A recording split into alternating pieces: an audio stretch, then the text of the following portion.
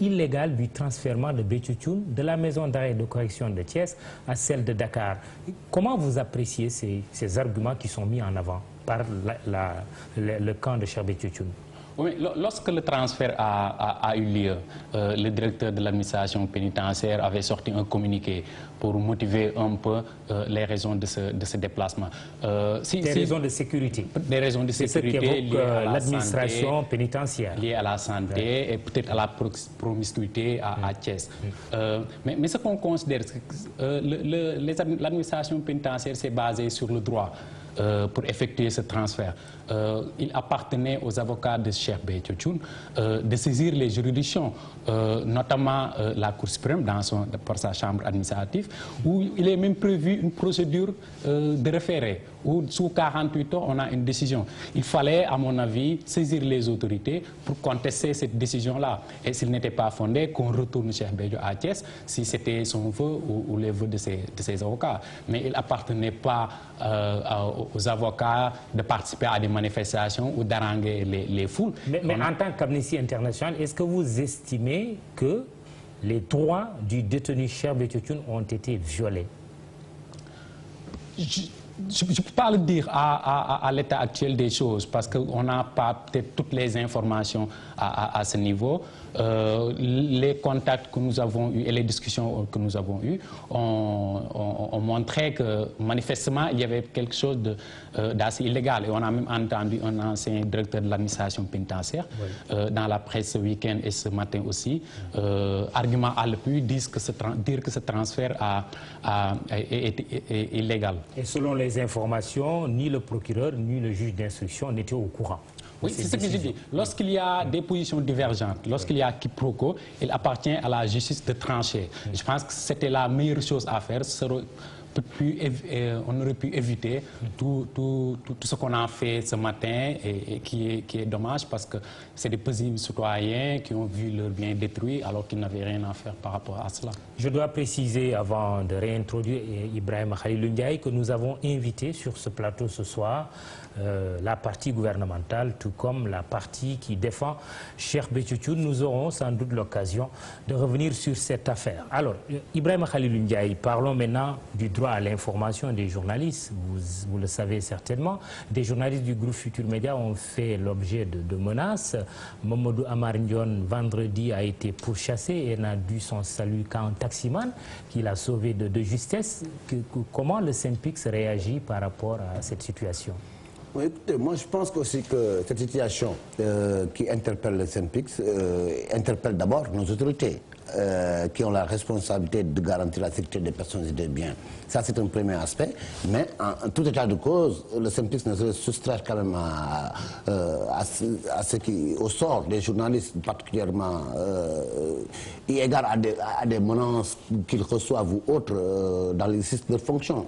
Nous pensons que si les gens ont des choses à reprocher aux journalistes, ils peuvent saisir l'organe d'autorégulation qui existe dans la profession, le CORED, ou bien carrément aller en justice. Ça, c'est un premier aspect. Mais en tout état de cause également, nous invitons nos confrères qui subiraient des menaces à se rapprocher de nous, à venir éventuellement au siège du SYNPICS des mercredis où il y a une permanence, où nous allons enregistrer nos doléances, voir ensemble comment faudrait-il faire pour faire aboutir ces dons.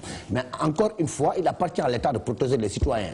Et je pense que les événements d'aujourd'hui nous révèlent qu'il y a une bonne partie des Sénégalais qui disent devant cette faillite de l'État qu'il faudrait envisager à recourir à une protection personnalisée, entre guillemets. Donc, moi, je pense également que ça ne ferait qu'instaurer une certaine pagaille, excusez-moi le terme, mais je pense, en tout état de cause, si l'État faillit à sa mission, et les gens vont essayer de trouver des mesures individuelles, ce qui n'est pas approprié, puisqu'on ne pourra pas savoir qui est armé ou qui ne l'est pas armé, et encore que l'armement, que ce soit des armes blanches ou bien des armes à feu, doivent obéir quand même à une certaine logique.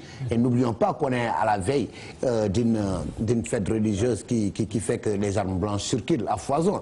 Maintenant, je pense que les journalistes, quand même, il faut qu'ils continuent à faire le travail en tout professionnalisme. Et je rappelais tout à l'heure que nous avions procédé à une distribution de portes de gilets durant les échéances électorales dernières. Maintenant, c'est aux journalistes d'apprécier s'ils veulent les porter, ok. S'ils ont peur d'être stigmatisés par le port de ces gilets ou bien d'être facilement reconnaissables, qu'ils s'abstiennent. Chacun gérera à son niveau individuel et évaluera l'opportunité de porter ces gilets. Mais nous leur appelons à plus de vigilance quand ils couvrent des manifestations d'ordre public, mais également qu'ils soient encore très professionnels dans le traitement de l'information. Alors, Elhadji Abdoulaye Seck, ce n'est pas la première fois qu'on assiste à des scènes de violence suite à des manifestations de citoyens. On se souvient il y a un an, le 23 juin, le 27 juin, et toutes ces manifestations qui ont eu lieu pendant tout le long de la campagne électorale de la présidentielle dernière. Et à chaque fois, il y a des violences. Qu'est-ce qu'en pense Amnesty International? Est-ce qu'il y a un dispositif que vous avez mis en place pour que les droits des personnes et des biens soient respectés? Oui, nous avons toujours alerté les autorités par rapport à ces violences-là, qu'elles soient organisées ou qu'elles soient faites de façon spontanée. Nous restons convaincus que c'est le rôle de la police d'organiser tout cela. Et on considère qu'ils l'ont fait volontairement. Aujourd'hui, on considère que la police a décidé volontairement de ne pas intervenir. Ah bon? Oui. Pour des raisons évidentes. C'est juste pour montrer à la population que voilà, lorsque nous faisons notre travail, on est critique et laissons faire. Mais on considère que ce n'est pas un acte républicain, ce n'est pas ce qu'on attend de la police. On attend de la police parce que c'est son rôle de faire en sorte que les manifestations aient lieu, mais qu'elles aient lieu dans de bonnes conditions. On sera toujours là pour condamner des violences, qu'elles viennent de la police ou qu'elles viennent de la population. Mais on ne peut pas vivre dans un état où tout chacun fait ce qu'il veut. On continue de faire le monitoring de tous ces cas-là, notamment de tous les cas de décès qu'on a notés lors des violences électorales et bien après, pour que justice soit faite pour ces cas-là, parce que nous, on attend, les familles aussi des victimes attendent. Depuis l'avènement du président Macky Sall, on attend qu'il pose des actes concrets par rapport à cela. Il y a eu, au lendemain de son avènement, des poursuites ou des convocations qui ont été faites sur la base de détournement de fonds publics. Mais les familles qui ont perdu leurs parents, les siens, sont aussi en train d'attendre que l'État fasse cela et qu'on ne reste pas prisonnier des déclarations ou des contraintes des policiers, parce que depuis qu'on a commencé à les arrêter, à les interroger, on ne cesse de faire des déclarations au niveau de la presse pour leur dire qu'il ne faut pas les toucher. Quand même bien, ils ont commis des bavures et on considère que ce n'est pas acceptable dans un état de droit. Les gens doivent rendre compte, la police a des responsabilités, il a des pouvoirs, mais il faut que ces responsabilités-là soient accompagnées de l'obligation de rendre compte. Et ça, nous y tenons. Alors, Ibrahima Khalil Ndiaye, ce que dit Elhadji Abdoulaye Seck est intéressant. La police sénégalaise aurait-elle laissé faire de crainte d'être accusée de torture, de violence sur des citoyens, comme on a eu à le faire, à le constater lors de manifestations il n'y a pas longtemps? Mais je pense qu'il faut relativiser, puisque la police, elle est commandée, elle obéit à des ordres. C'est vrai que les gens ne sont pas censés exécuter à la lettre tous les ordres. Comme on disait à l'époque, sans tapage ni murmure. Maintenant, les choses ont évolué. C'est vrai qu'il y a eu ces précédents. Je ne dirais pas que les actes aujourd'hui constituent un épiphénomène, mais l'État, quand même, c'est la force publique. L'État tire sa légitimité du suffrage universel. Le président de la République, le suffrage universel est très fort.